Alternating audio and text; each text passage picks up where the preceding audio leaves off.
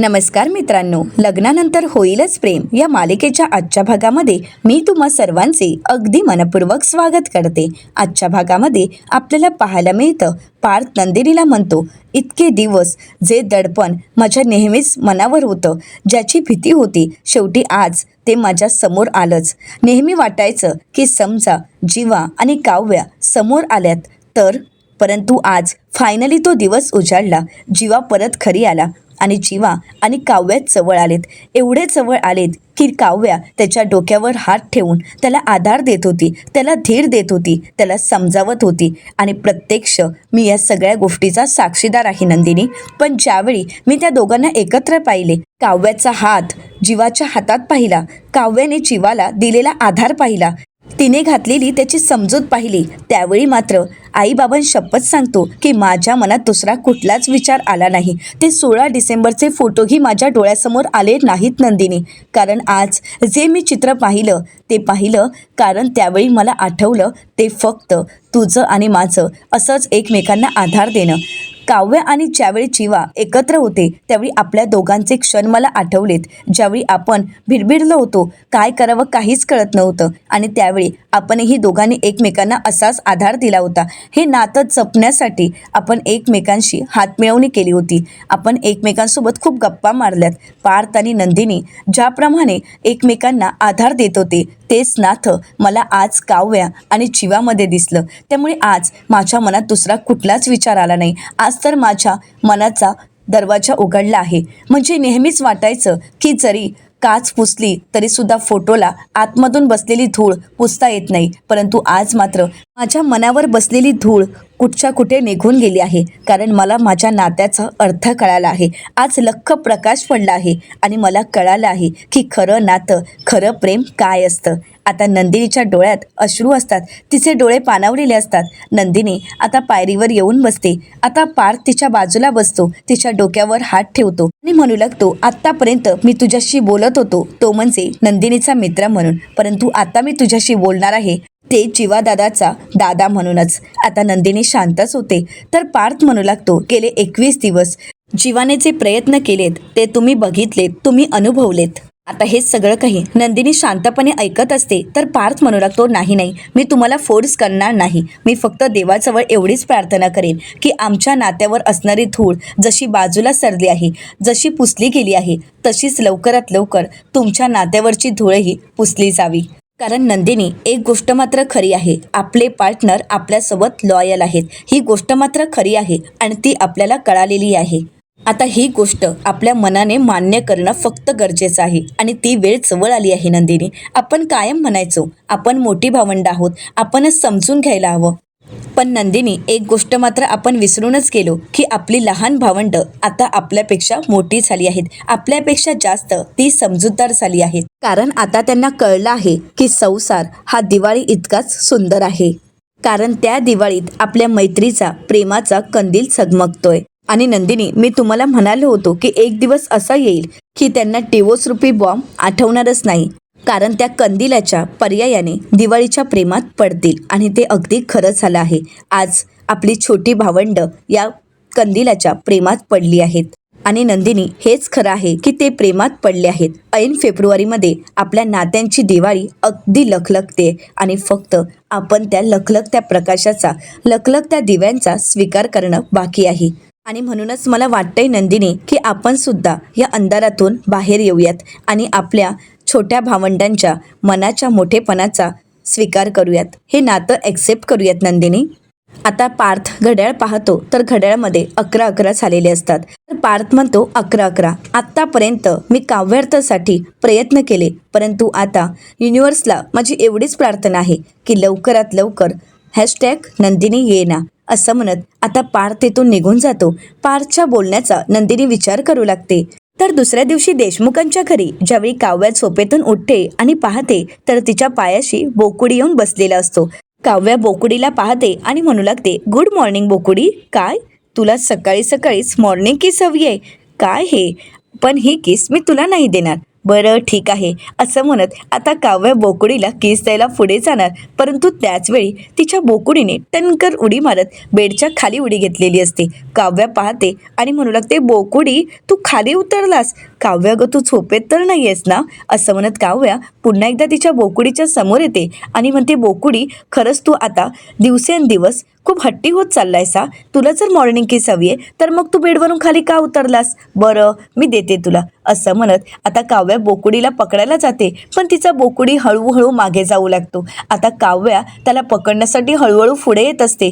आता रूममधून बाहेर आलेली असते, परंतु तिचा बोकुडी काही तिला मिळत नसतो. काव्या बोकुडीच्या जेवढा जवळ जाईल तेवढा बोकुडी तिच्यापासून दूर जात असतो आणि म्हणूनच काव्या पटापट बोकुडीला पकडण्यासाठी पुढे येते आणि त्याचवेळी बोकुडीला आता पार्थने मांडीवर घेतलेलं असतं आणि नकळतच काव्याची टक्कर पार्थला होते. काव्या पाहते तर तिथे पार्थ असतो. काव्या मोठ्यानेच ओरडते, देशमुख तुम्ही, अहो तुम्ही माझी मस्करी करताय? तुम्हाला माझी मस्करी करताना काहीच वाटत नाही आहे का? बरं तुम्ही टॉप 30 नाही टॉप 20 आर्किटेक्ट्स आहात ना, मग तुमच्या डोक्यात असा विचार येऊच कसा शकतो? तुम्ही मला कसं काय त्रास देऊ शकता? तर पार्थ म्हणतो, हे कसं आहे ना, हे मी तुमच्याकडूनच शिकलो आहे. आठवतंय का संक्रांती दिवशी? आता काव्याला आठवतं की आपणही संक्रांती दिवशी पार्थची अशीच मजा घेतलेली असते आणि त्यावेळी पार्थ आपल्याला नाही तर खुर्चीला आपटलेला असतो. त्यामुळे काव्य थोडी शांत होते आणि म्हणू लागते, बरं पण जर तुम्ही टॉप 20 आर्किटेक्ट आहात तर मग या काव्या देशमुखची कॉफी का करत आहात? पार्थ म्हणतो, मी कोणाची कॉफी वगैरे करत नाही. बरं हा घ्या तुमचा बोकुडी, आणि हो परीक्षेत मात्र कॉफी करू नका. सेंटर कुठला आलंय? पुणे, कोथरूड. असं म्हणत पार्थने आता काव्याला तिच्या सेंटरबद्दलचा ॲड्रेस सांगायला सुरुवात केलेला असतो. काव्या विचारात पडते आणि पार्थला म्हणते, हे सगळं काही तुम्हाला कसं माहीत? म्हणजे तुम्ही माझ्या सेंटरबद्दल वगैरे चौकशी केली आहे का? खरंच तुम्ही मला सोडायला येणार आहात का? तर पार्थ म्हणतो, असं कुठे म्हणालो मी? तर काव्य म्हणते, नाही म्हणजे तुम्ही माझ्या सेंटरबद्दल सगळी माहिती काढली आहे म्हणून मला असं वाटलं. पार्थ म्हणतो, वाटलं ना, परंतु मी येऊ शकत नाही. कारण काय आहे ना, आता मी टॉप 20 आर्किटेक्ट्स आहे, त्याच्यामुळे कामाचा लोड भरपूर वाढला आहे. त्या ह्या सगळ्या कामातून वेळ मिळेल असं मला तरी वाटत नाही. तुम्ही एक काम करता का? तुम्ही तुमच्या या बोकुडीला विचारता का? कारण तुमच्या या बोकुडीसोबतच तुमच्या जास्त गप्पा चालू असतात ना, मग त्यालाच विचारा, त्याला गाडी चालवता येते का? आता काव्या थोडी रागानेच पार्थकडे पाहते आणि म्हणू लागते, देशमुख. तर पार्थ म्हणतो, काय झालं? येते ना त्या बोकुडीला गाडी चालवता? काव्या काहीच बोलत नाही आणि ती रूममध्ये निघून जात असते. पार्थ काव्याला थांबवतो आणि म्हणतो, एक मिनिट, ते तुम्हीच म्हणता ना की टक्कर लागल्यानंतर शिंग येतात, मग पुन्हा एकदा टक्कर व्हायला हवी, मग द्या ना टक्कर. काव्य म्हणते, अजिबात मिळणार नाही. कारण कसं आहे ना, ऑलरेडी 100 शिंग असणाऱ्या माणसाला एखादं शिंग आलं म्हणून काही फरक पडत नाही. आणि तुला तर बघतेच बोकुडी, तुला तर मॉर्निंग किस वगैरे काहीच मिळणार नाही. तर पार्थ मोठ्यानेच म्हणतो, का? काव्य मागे येऊन पाहते तर पार्थ म्हणतो, काम आहे भरपूर, त्यामुळे तुम्ही जा तुमचा अभ्यास करा, मला सुद्धा आता माझ्या कामासाठी निघावं लागेल. आता काव्या रागानेच तिच्या रूममध्ये निघून जाते आणि पार्थच्या तोंडावरच दरवाजा बंद करते. पार्थ मात्र आता काव्याच्या प्रेमामध्ये हरवून गेलेला असतो. हातामध्ये मांजा घेत तो काव्याचा विचार करू लागतो. तर दुसरीकडे मोहितेंच्या घरी आपल्याला पाहायला मिळतं, सकाळी उठता क्षणी नंदिनी आपल्या रूमच्या खिडक्या उघडून बाहेर पाहत असते आणि बाल्कनीत पाहताच तिला जीवाची आठवण येते. जीवासोबत घालवलेले प्रत्येक क्षण तिला आठवत असतात. परंतु त्याचवेळी शारदाताई त्या ठिकाणी येतात आणि नंदिनीशी काही न बोलता खिडकीच्या काचा बंद करतात. नंदिनी म्हणते, आई अगं हे काय करतेस? तर शारदाताई म्हणतात, आता कशाला खिडकीच्या काचा उघडतेस आणि बाहेर बघतेस? आता बाहेर बघायची काहीच गरज नाहीये. वाऱ्याने आपली दिशा बदलली आहे आणि बाहेर चांगला रखरखाट आहे. चल आता नाश्ता करायला चल. असं म्हणत शारदाताई नंदिनीशी कठोर वागतात आणि तिथून निघून जातात. आता नंदिनी शारदाताईंच्या मागून येते आणि विचारते, आई काय झालं? तू रागवली आहेस का माझ्यावर? चिडली आहेस का? शारदाताई म्हणतात, छे अगं तुझ्यावर कशाला चिडेन? खरंच उलट बरं झालं तो मुलगा घरी निघून गेला. तसंही जीवा इथे होते हे तुला आणि तुझ्या डॅडना अजिबातच आवडत नव्हतं. म्हणजे आता तुझ्या आणि तुझ्या बाबांच्या मनासारखं झालं आहे. आणि तसंही तो पोरगा म्हणजे तुमच्या डोक्याला नसता तापच झाला होता ना. बरं झालं 21 दिवस पूर्ण झाले आणि तो इथून निघून गेला. कारण कसं आहे ना, तो इथे असता तर तुझ्या बाबांच्या रागाचा पारा चढायचा ना. मग आता तुझ्या बाबांच्या रागाचा पाराही चढणार नाही आणि तुलाही त्रास होणार नाही. असं म्हणत शारदाताई नंदिनीला चांगलंच सुनावतात. तर नंदिनी आपल्या आईचा हात हातात घेते आणि म्हणू लागते, आई मला तुझा राग कळतोय. तर शारदाताई नंदिनीला म्हणतात, पण नंदिनी कसं आहे ना, तू जरी माझी मुलगी असलीस तरी तुझा रागही कळत नाहीये आणि तूही मला कळत नाहीयेस. नक्की तुझं काय चाललंय हे मलाही माहीत नाही. कारण जेव्हा इथे होते तर नेहमीच तू त्यांच्यावर रुसून बसायचीस. तो पोरगा नुसता झिजलाय तुझे रुसवे काढून आणि आता तो नाहीये तर सारखी बाल्कनीतून लॉनकडे पाहत असतेस. कशासाठी? आता काही पाहण्याची गरज आहे का? आता अजिबात पाहू नकोस. तर नंदिनी म्हणते, असं काही नाही आई, प्लीज मला समजून घे. आणि आई मी खरंच जीवांना बघण्यासाठी बाल्कनीत जात नाहीये. तर शारदाताई म्हणतात, छे छे अगं मी तसं कुठे म्हणाले, मला तर माहीतच आहे लॉनमधलं गवत किती वाढलं हेच बघायला जातेस ना तू खिडकीत.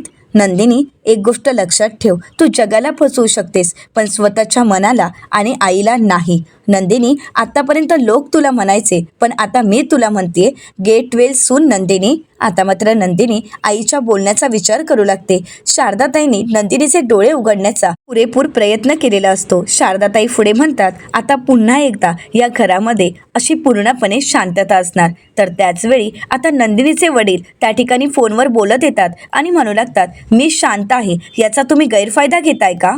2 आठवड्याची तुम्हाला मुदत दिली होती परंतु त्यामध्ये जर तुम्ही काही करूच शकला नाही तर मग आपण समोरच्या क्लायंटला काय सांगणार आहोत. आणि जर माझा स्टाफच काही कामाचा नसेल तर मग मी हा स्टाफ का ठेवू? असं म्हणत नंदिनीचे वडील चिडलेले असतात आणि ते फोनवर म्हणू लागतात, जाऊ द्यात मीच बघतो काहीतरी. असं म्हणत ते फोन ठेवतात. नंदिनी बाबांना म्हणते, बाबा हो काय झाले, का चिडताय तुम्ही? थांबा मी तुमच्यासाठी पाणी घेऊन येते. असं म्हणत नंदिनी पाणी आणण्यासाठी जाते. शारदाताई मात्र रागानेच त्यांच्याकडे पाहत असतात.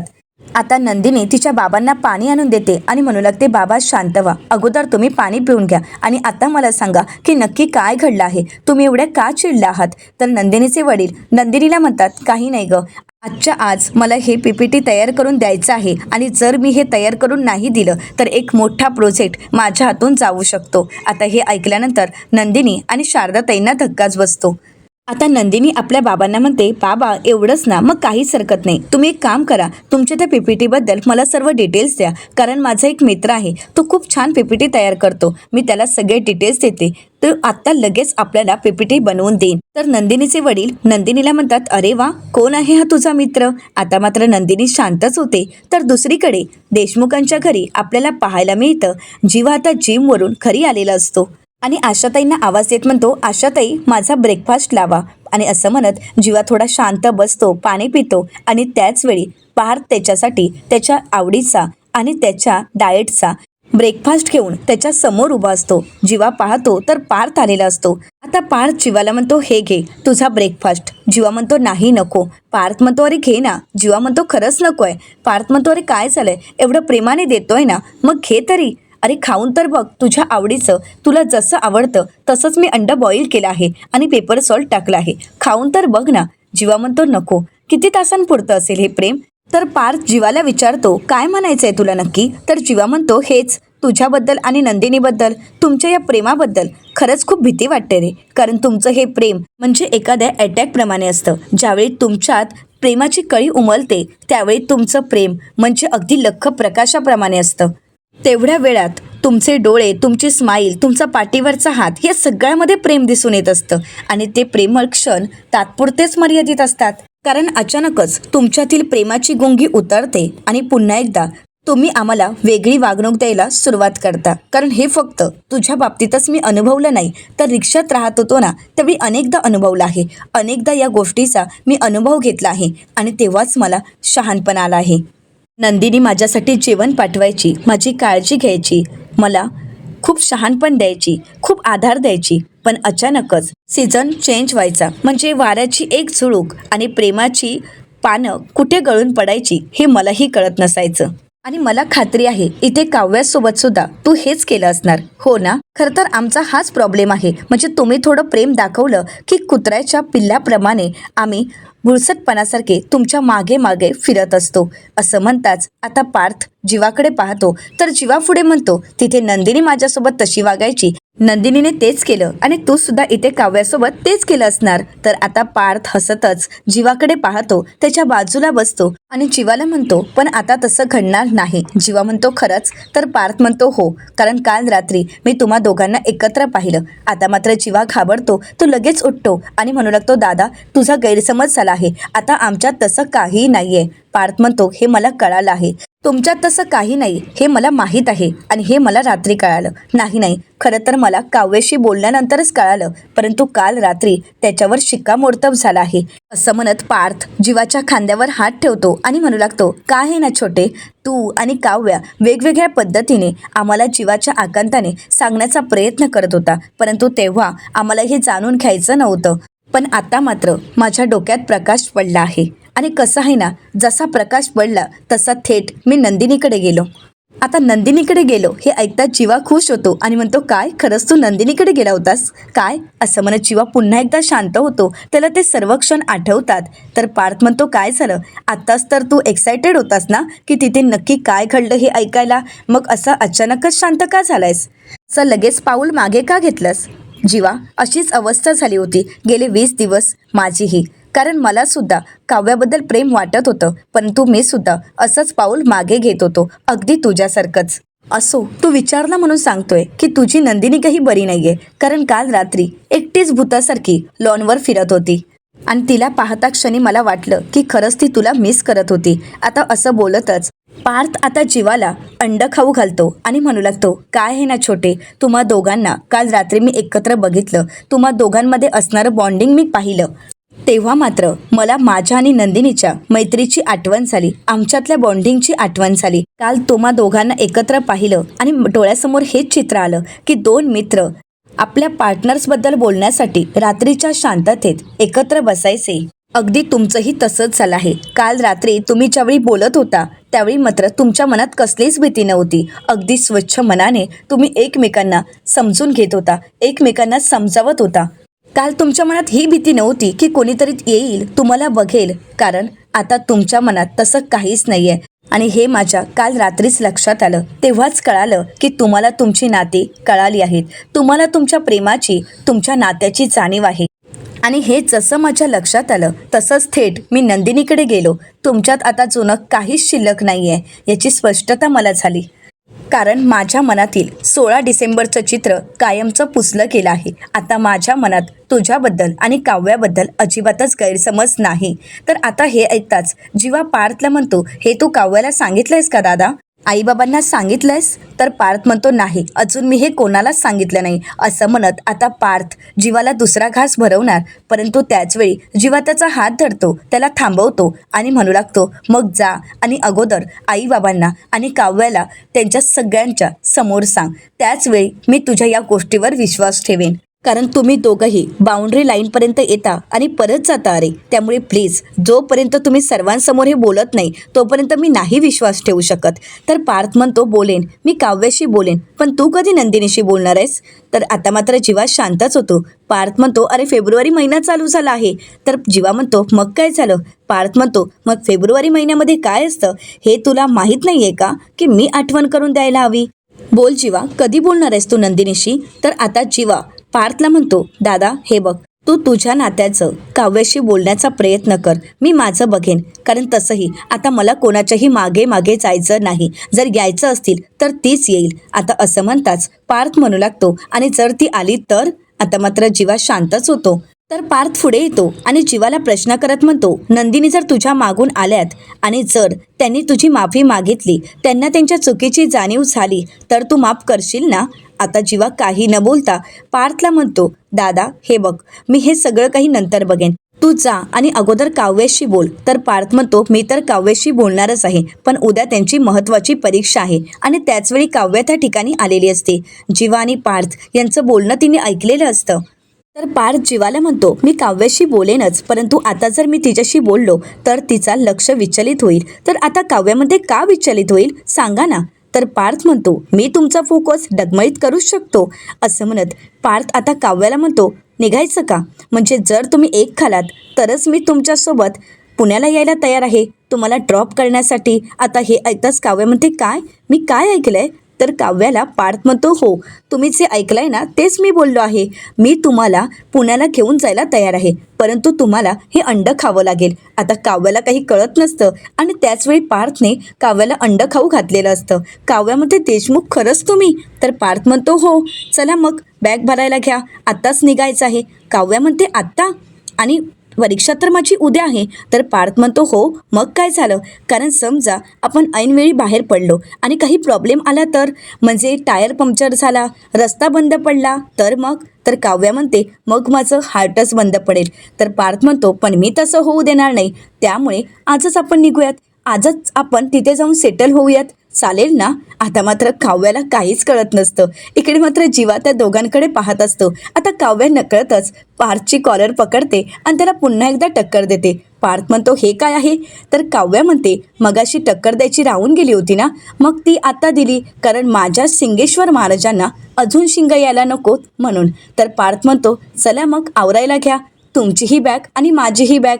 आता काव्या जाणार तर पार्थ म्हणतो, थांबा थांबा, तुम्ही नका, आपली बॅग मीच भरतो, कारण आता काही वेळातच काव्यार्थाचा नवा प्रवास सुरू होणार आहे. आता मात्र काव्या आणि पार्थ एकमेकांना प्रेमाचा अर्थ समजावून सांगत एकमेकांच्या प्रेमात हरवून गेलेले असतात. आता काव्या बॅग भरायला जाणार, परंतु त्याचवेळी त्या ठिकाणी नंदिनी आलेली असते आणि मोठ्यानेच म्हणते, ऑल द बेस्ट काव्या. आता सर्वच जण पाहतात तर तिथे नंदिनी आलेली असते. नंदिनी जीवाला पाहते आणि शांतच होते. तर येणाऱ्या पुढील भागामध्ये आपल्याला पाहायला मिळतं, नंदिनीने देशमुखांच्या घरात प्रवेश केलेला असतो. तर आता काव्या म्हणू लागते, नंदिनी ताई, तू तर मला ऑल द बेस्ट म्हणायला आली आहेस, पण नंदिनीची ताईची नजर काही वेगळंच सांगत आहे, म्हणजे नजर कोणा दुसरीकडेच आहे. आता मात्र जीवा तिथून निघून जातो. तर काव्या नंदिनीला म्हणू लागते, जीवा खरंच दुखावला गेला आहे. नंदिनी ताई, एक गोष्ट विसरू नकोस की आपण देशमुखांच्या सुना आहोत आणि देशमुखांच्या मुलांना कसं मनवायचं हे आपल्यापेक्षा कोणाला अजून माहीत असणार.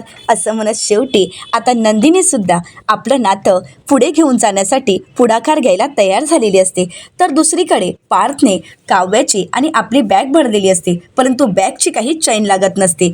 पार्थ काव्याला म्हणतो, काव्या तुम्ही एक काम करता का, जरा सुटकेसवर बसाल का, म्हणजे सुटकेस जरा दबली जाईल आणि त्याची चैन लागू शकते. आता काव्या पार्थला म्हणते, काय भरता तुम्ही नेहमी बॅगमध्ये, मला काहीच कळत नाही. असं म्हणत आता काव्या ते बॅग उघडून पाहते. त्यावेळी मात्र तिला धक्काच बसतो आणि पार्थ मात्र त्याची नजर लपवण्याचा प्रयत्न करतो. आता नक्की पार्थने बॅगमध्ये काय भरलं असेल हे पाहण्याची उत्सुकता तुम्हा सर्वांनाच असेल. मित्रांनो, अशाच मालिकांचे नवनवीन अपडेट पाहण्यासाठी चॅनलला नक्कीच सबस्क्राईब करा.